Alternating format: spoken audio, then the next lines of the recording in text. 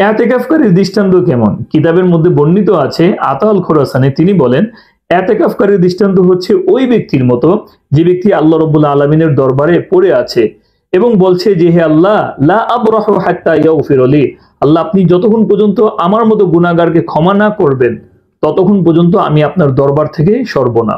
রমজান মাসের গুরুত্বপূর্ণ ইবাদতগুলোর মধ্যে থেকে অন্যতম গুরুত্বপূর্ণ ইবাদত হচ্ছে এতেকাফ। আপনি যদি সমগ্র রমজান মাসের ফজিলত অর্জন করতে চান তাহলে এতেকাফের কোনো বিকল্প নাই।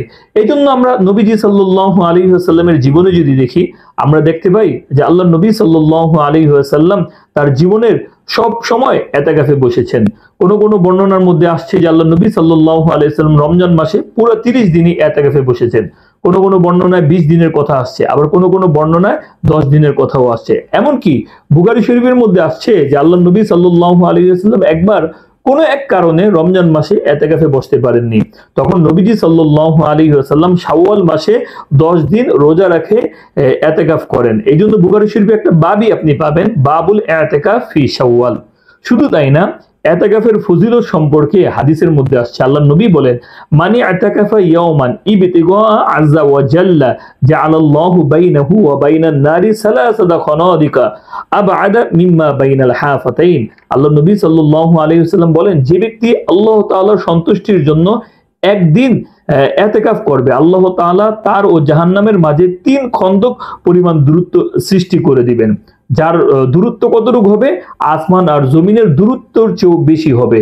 তাহলে এত বড় ফজিলত এতেকাফের। এমনকি কানজুল উম্মালের 4th খণ্ডে 312 নম্বর পৃষ্ঠার মধ্যে নবী বলেন, মানি আতাকাফা আশারান ফি রমাদান কানা কাহাজ্জাতাইন ওয়া উমরাতাইন। যে ব্যক্তি রমজান মাসের শেষ 10 দিনে এতেকাফে বসলো, তা আল্লাহ তাআলা তার আমলনামার মধ্যে 2টা হজ এবং 2টা উমরার সওয়াব লিখে দিবেন। আপনি কি ফেরেশতাদের বন্ধু হতে চান? যদি ফেরেশতাদের বন্ধু হতে চান তাহলে অবশ্যই আপনাকে এতেকাফে বসতে হবে। আপনি মাজমাউজ জাওয়ায়েদের 3য় খণ্ডের 173 নম্বর পৃষ্ঠাটা দেখেন, সেখানে একটা চমৎকার হাদিস আসছে।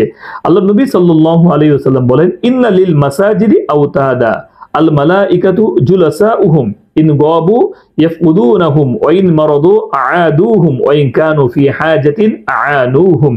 আল্লাহ নবী বলেন, কিছু লোক মসজিদের জন্য কিলোক সদৃশ্য, অর্থাৎ তার কাটার মতো, তারা সব সময় মসজিদে বসে থাকেন, ফেরেশতারা তাদের সাথী হন। তারা কখনো মসজিদে না এলে ফেরেশতারা তাদের তালাশ করেন। তারা অসুস্থ হয়ে পড়লে ফেরেশতারা তাদের সেবা শুশ্রূষা করেন, আর প্রয়োজনগ্রস্ত হলে ফেরেশতারা তাদের সাহায্য করেন।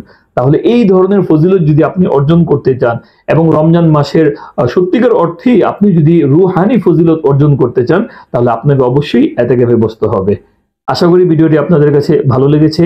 ইসলামের প্রচার ও প্রসারে এবং অন্যদেরকে এতেকাফের প্রতি উদ্বুদ্ধ করার জন্য অবশ্যই ভিডিওটি শেয়ার করতে পারেন। আপনাদের যদি কোনো মন্তব্য থাকে তাহলে কমেন্টে জানাতে পারেন। সে পর্যন্ত সকলেই ভালো থাকবেন, সুস্থ থাকবেন। আসসালামু আলাইকুম ওয়া রাহমাতুল্লাহ।